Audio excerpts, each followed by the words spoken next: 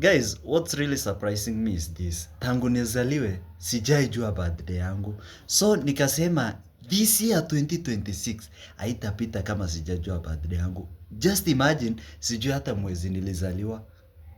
Nilikuwa nadhani ni mwezi wa 6 wa 7 hapo. Lakini nikasema, mwezi wa 6 nikasahau tena. Januari nilijiambia lazima nijikumbushe.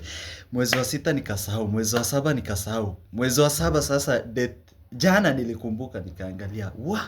Nikasema wacha niangalie. Kuangalia ni mwezi wa 8 death one. Guess what? Who is birthday boy? Lakini na regret kujua tena. Hata nikijua siwezi surpriseiwa.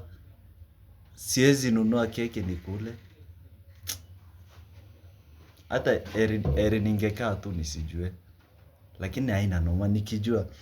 Hata kama nakunywa soda. Who is birthday boy?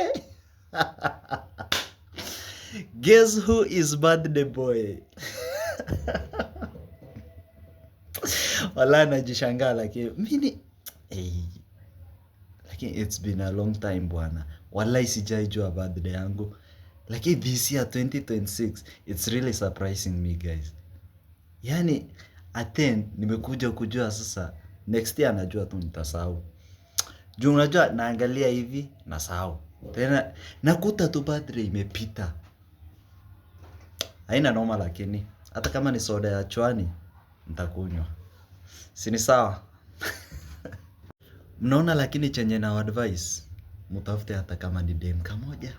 Hata kama si mrembo just tafuta tu. Atajua birthday yako akukumbushe. Mimi sasa nani atanikumbusha shwali? Who is going to kumbusha me? Anyway, no problem. Hiyo siku acha nikunywe tu soda hata kama ni soda chwani. I promise myself.